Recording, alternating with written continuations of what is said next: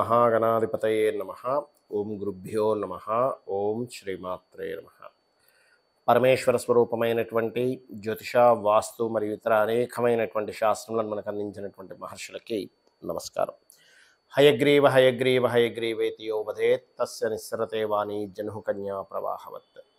అరుణాం కరుణాతరంగితాక్షీం ధృతపాశాంకుశపుష్పబాణచాపాం అనిమాదిభిరావృతాం మయూకైః అహమిత్యేవ విభావయే భవానీం. శ్రీమాత్రే నమః. ప్రేక్షకులకి ఆ లలితాంబిక అమ్మవారి యొక్క అనుగ్రహం పరిపూర్ణంగా కలగాలని మనస్ఫూర్తిగా కోరుకుంటూ మనం ఈరోజు చెప్పుకోబోయేటువంటి టాపిక్ 25వ తేదీ నుంచి 31వ తేదీ వరకు ఉన్నటువంటి గ్రహస్థితి ఏ విధంగా ఉంది, దీని ద్వారా ద్వాదశ లగ్నాల వారికి, లగ్నం తెలియని వారు, రాశి వారికి ఏ విధమైనటువంటి ఫలితములు రానున్నాయి, ఏ విషయాలు జాగ్రత్తగా ఉండాలి, మరియు అదేవిధంగా ఏ దేవత ఆరాధన చేసుకోవాలి, ఈ వారం ఏ గ్రహ ఆరాధన చేసుకోవాలి, ఏ పరిహారం చేసుకోవాలి అనేటువంటి విషయాలు చెప్తుంది నేనైనప్పటికీ కూడా చెప్పేస్తుంది సాక్షాత్ లలిత అమ్మవారిగా భావిస్తూ ఒక్కొక్క లగ్నము లేదా రాశి గురించి తెలుసుకుందాం. ముఖ్యంగా ఈ వారం శుక్రుడు నీచ స్థానంలో ఉంటూ కేతుతో ఉంటాడు. ఈ వారమే కాదు, ఒక 20-25 డేస్ దాకా ఉంటాడు అక్కడ పరిస్థితి. సో శుక్రుడు ఉన్నాడు అక్కడ. కుజుడు 27వ తేదీకి మారుతున్నాడు. అదే 27వ తేదీ సమయంలో బుధుడు వక్రించి ఎప్పుడైతే మనకి కర్కాటక రాశిలో ఉన్నాడో ఆయన వక్రగతి పోతుంది. మిగతా అన్ని గ్రహాలు కూడా యథాస్థానాల్లో ఉన్నాయి. అయితే ఇక్కడ ముందుగా మేషలగ్నం వారికి చూసుకున్నట్లయితే 27వ తేదీ తర్వాత చంద్రుడు కనుక చూసుకున్నట్లయితే మనకి మేషం నుంచి కర్కాటక వరకు సంచారం జరుగుతుంది. అయితే ఈ 27వ తేదీ తర్వాత కనుక చూసుకున్నట్లయితే ఈ జాతకుడికి కొంత షార్ట్ జర్నీసు, మెడికల్ రంగాల్లో వెళ్ళాలనుకునేటువంటి వారికి కొత్త అవకాశాలు, రాజకీయ నాయకులకు ఒక పేరు ప్రఖ్యాతలు రావడము, ఇటువంటి యోగాలు కనిపిస్తున్నాయి. 25వ తేదీ మాత్రం కాస్త ఏదైనా ప్రాపర్టీ పొందుదాము, ప్రాపర్టీ తీసుకుందాం అనుకునేటువంటి వారికి అనుకూలంగా ఉంది. కాకపోతే ఈ 6వ స్థానంలో ఎప్పుడైతే శుక్రకేతువులు ఉన్నారో ఫైనాన్స్ విషయాల్లో, అప్పులు ఇవ్వడం తీసుకునే విషయాల్లోని స్త్రీ మూలకంగా ఏదైనా డిస్టర్బెన్సెస్ ఎక్కువ అవ్వడము, ఇటువంటివి అధికంగా చూపిస్తున్నాయి. అలాగే మరొక విషయం ఏంటంటే ఇక్కడ గమనించుకున్నట్లయితే ఈ 5వ అధిపతి ఎవరైతే రవి పంచమ స్థానంలో ఉన్నాడో అదొక రకంగా మెడికల్ రంగాల్లో ఉండేటువంటి వారికి చాలా మంచి సమయంగా చెప్పుకోవచ్చు. అదే విధంగా మనకి 11వ స్థానంలో, ఏకాదశ స్థానంలో శని వక్రగతి. ఇది చాలా మటుకు ఉద్యోగ సంబంధించిన విషయంలో స్ట్రెస్ని చూపిస్తూ ఉంటుంది. బట్ ఇక్కడ మనం గమనించవలసిన విషయం ఏంటంటే ఉద్యోగం, వ్యాపారం ఒకటే కాకుండా ఉద్యోగంలోకి వెళ్ళాలనేటువంటి దీన్ని ఎక్కువగా దీని ప్రభావం చూపిస్తూ ఉంటుంది. ఫైనాన్షియల్గా బాగా ఇబ్బంది ఉన్నటువంటి వారు ముఖ్యంగా నేను చెప్పబోయేటువంటి రెమెడీ ఏమిటి అంటే, అది అప్పులతో ఇబ్బంది పడుతున్నా, మీరు ఎవరికైనా డబ్బులు ఇచ్చి ఇబ్బంది పడుతున్నా సరే ఒకటే గుర్తుపెట్టుకోండి, ఏమిటది, నవగ్రహాల్లో శుక్రకేతు గ్రహాల దగ్గర దీపారాధన చేయండి. ఇది చేస్తూ మీరు వీలైనంత మటుకు ఈ శుక్రగ్రహం నీచంలో ఉన్నంత వరకు, అంటే దాదాపుగా 25 రోజులు ఉంటుంది అక్కడ, పొరపాటును కూడా అప్పుల జోలికి వెళ్ళకండి. అది ఇవ్వడం కావచ్చు, తీసుకోవడం కావచ్చు, స్త్రీలతో శత్రుత్వాలు కావచ్చు, ఇటువంటి విషయాల్లో పర్టికులర్గా జాగ్రత్తగా ఉండండి. ఇక చంద్రుడి యొక్క స్థితి మీకు 26, 27 తేదీలు దాదాపుగా గురువుతో కలిసి ఉండడం అనేటువంటిది ఒక రకంగా ఇది పూర్వీకుల ఆస్తులకు సంబంధించినటువంటి విషయంలో, యాన్సిస్టర్స్ ప్రాపర్టీస్ అంటారు, అటువంటి విషయాల్లో ఈ 2 రోజులు అనుకూలతని సంతరించుకుంటుంది. ఇక అదేవిధంగా దాని తర్వాత కుజుడితో వెళ్ళి చేరతాడు చంద్రుడు. అక్కడ కూడా మీకు చూసుకున్నట్లయితే భూ యొక్క లావాదేవీలు, భూమి అమ్మడం, ఇట్లాంటి వాటికి అనుకూలంగా ఉందని చెప్పుకోవచ్చు. ఇక మీరు చేయవలసిన దేవతారాధన, మీకు సూర్య భగవానుడు తన ఓన్ హౌస్లో ఉన్నందుకు ఇందాక నేను చెప్పినట్టుగా శుక్రకేతు గ్రహాల దగ్గర దీపారాధన చేస్తూ సూర్య నమస్కారాలు ఎక్కువగా చేసుకోండి, అన్ని విధాలా బాగుంటుంది. ముఖ్యంగా ఈ వార ఫలాల్లో చాలా జాగ్రత్తగా ఉండవలసినటువంటి అంశం చెప్పబోతున్నాయి ఈ వారం.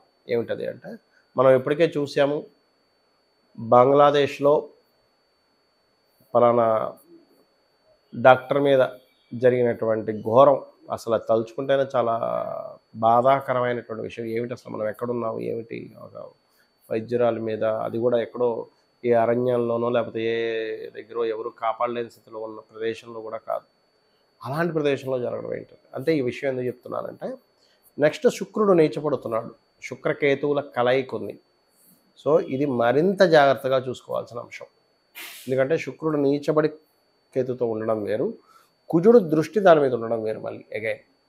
కాబట్టి రాబోయే మరొక నెల రోజుల పాటు మరింత జాగ్రత్తగా ఉండాలి ఆడవారు, గుర్తుపెట్టుకోండి.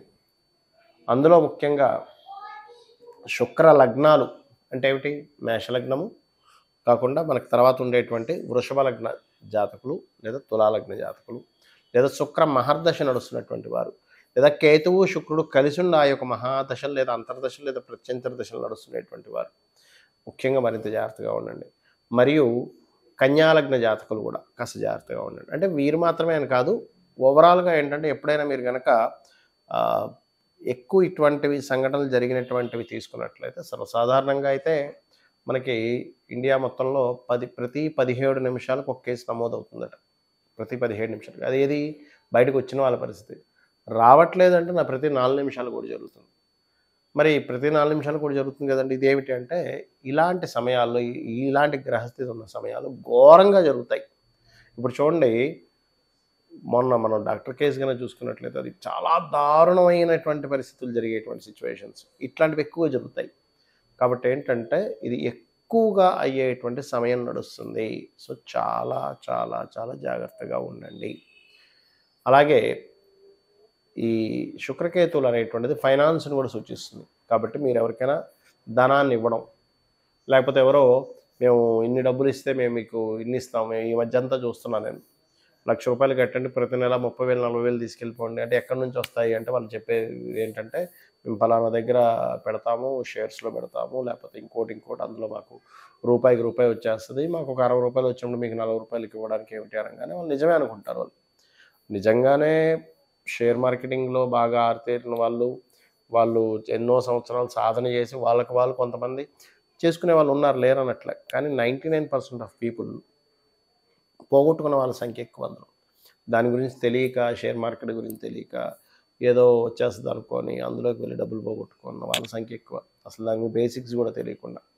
దాని నుంచి పూర్తిగా తెలిసిన వాళ్ళు ఏంటంటే దానిలో చాలా జాగ్రత్తగా, చాలా పద్ధతిగా, అంటే ఒక సిస్టమేటిక్గా వెళ్ళి తెచ్చుకుంటారు. అందులో వెళ్ళి దాన్ని షేర్ మార్కెటింగ్ ఎట్లా ప్లే చేయాలనేటువంటి తెలిసి. కానీ నేను చెప్పేది ఒకటే, షేర్ మార్కెట్కి కారకుడైనటువంటి బుధుడు యొక్క రాసుల్లో శుక్రకేతువులు ఉన్నారు.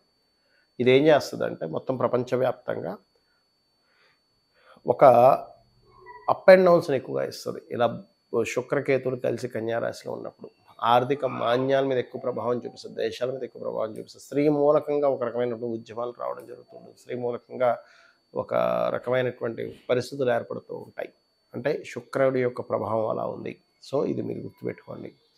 అదేవిధంగా మరొక విషయం ఏంటంటే ఇక్కడ మీరు అర్థం చేసుకోవాల్సిన విషయం, మీరు మీ యొక్క జన్మజాతకంలో కనుక శుక్రకేతు అంతర్దశలు లేదా మహాదశల్లో వస్తే కూడా మరింత జాగ్రత్తగా ఉండండి. మీరు చూసుకుంటే తెలిసిపోతుంది. ఇవాళ రేపు మీరు నెట్లో కొట్టిన మీకు మీ డేట్ ఆఫ్ బర్త్ కొడితే మీది ఏ మహాదశ అంతర్దశ నడుస్తుందో వస్తుంది. అంతదాకేందుకు మీరు ప్లే స్టోర్లోకి వెళ్ళి ఆస్ట్రాలజీ అండ్ హోరోస్కోప్ అని ఒక యాప్ ఉంటుంది. దాన్ని డౌన్లోడ్ చేసుకొని దాంట్లో మీరు మీ డేట్ ఆఫ్ బర్త్ కొట్టేస్తే అందులో మీకు ఏ మహాదశ ఏ అంతర్దశ నడుస్తుంది ఈజీగా వస్తుంది. అదంతా ఫ్రీ. కాబట్టి చూసుకోండి. ఒకవేళ అలా నడుస్తున్నటువంటి వారు నేను చెప్పేది ఒకటే, గణపతి లేదా అమ్మవారి ఆలయాలకు రెగ్యులర్గా వెళ్తూ ఉండండి ఈ నెల రోజుల పాటు. తర్వాత వెళ్ళొద్దని కాదు, ఇప్పుడు జాగ్రత్తగా ఉండాలని. స్త్రీని పొరపాటును కూడా ఒంటరిగా ఎక్కడ పంపించకండి. నిర్మానుష్యమైన ప్రదేశాలు నైట్ డ్యూటీస్ చేయాల్సిన పరిస్థితులు వచ్చినప్పుడు, ఇక్కడ నేను చెప్పేది స్త్రీల జాగ్రత్త ఒకటే అని కాదు, పురుషులు కూడా అవేర్నెస్ ఇవ్వగలగాలి మనం. అంటే ఏమిటంటే చిన్నప్పటి నుంచి పిల్లల్ని పెంచేటప్పుడు ఇది ఇట్లాంటి పనులకి మనం ఎప్పుడు కూడా ఇది అవ్వకూడదు అని. అయితే కొంతమందికి ఈ జన్మజాతకంలో ఉన్మాద యోగాలను ఉంటాయి. అంటే ఉన్మాద స్థితిలోకి వెళ్ళిపోతారు. వాళ్ళ కోరిక ఇదనే కాదు, ధన సంబంధించిన విషయంలో ఉన్మాద స్థితి కనెక్ట్ అయితే ధనం విషయంలో ఏమైనా చేస్తాడు, మనిషిని చంపేస్తాడు. స్త్రీ విషయంలో అయితే స్త్రీ విషయంలో ఇట్లాంటివి పాటుపడతాడు. కబ్జాల విషయం అయితే కబ్జాల్లోకి వాడు మనుషులను చంపేస్తాడు. అట్లా ఉన్మాద స్థితి యోగాలు ఉంటాయి చిన్నపిల్లలకి. అలా ఉన్నప్పుడు చిన్నప్పటి నుంచే దీక్షలు తీసుకోవడం కానీ, లేకపోతే ఇంట్లో చిండి పారాయణం చేస్తూ ఉండడం కానీ, ఇంట్లో వాళ్ళందరూ ఆ వ్యక్తికి హనుమాన్ చాలీసా నేర్పించడం పిల్లలకి, లేదా సుబ్రహ్మణ్యేశ్వర స్వామి ఆరాధన నేర్పించడం చేస్తూ ఉంటే ఆ ఉన్మాద యోగం, లేదా శివార్చన నేర్పించడం, ఇవి చేస్తూ ఉంటే ఆ ఉన్మాద యోగాలు తగ్గుతాయి ఫస్ట్ ఆఫ్ ఆల్.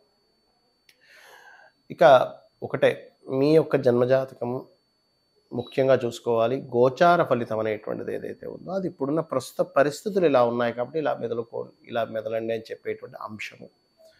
ఇక మీరు చేయవలసినటువంటి దేవత ఆరాధన ఏమిటి అని చెప్పి చూసుకున్నట్లయితే, అంటే అందరూ కూడా చేయవలసింది శుక్రకేతు రాహు శని గ్రహాల దగ్గర దీపారాధన చేయండి. గోవులకి క్యారెట్స్ బెల్లము తినిపించండి. మీకు ఎటువంటి ఇబ్బంది రాబోతుంది అన్న ఇప్పుడు చూడండి, ఇప్పుడు పరిస్థితులు ఇట్లా ఉన్నాయి, బయటికి వెళ్ళాలంటే కూడా భయం వేస్తుంది అనేటువంటి స్థితిలో ఉన్నారు కొంతమంది. నాకు నిన్న ఒకరు ఫోన్ చేసి సార్ అక్కడ అట్లా జరిగిందని, హైదరాబాద్లో ఉన్న ఒక అమ్మాయి ఫోన్ చేశారు, నాకు భయం వేస్తుంది సార్ అక్కడ అలా జరిగిందంటే. నేను ధైర్యం చెప్పాను. అంటే ఏమిటి, మనం ఎక్కడో జరిగిన సంఘటన కూడా ఇప్పుడు ఇక్కడ ఉన్నటువంటి వాళ్ళు లింక్ చేసుకుని భయపడుతున్నారు. కాబట్టి భయపడకండి. అంటే మీరు ఎప్పుడు కూడా అమ్మవారిని నమ్ముకుంటూ మీ యొక్క నిత్య సాధన అనేటువంటి చేస్తూ ఉండండి. ఈ నెల రోజులు మాత్రం కాస్త జాగ్రత్తగా ఉండండి. శ్రీమాత్రే నమః.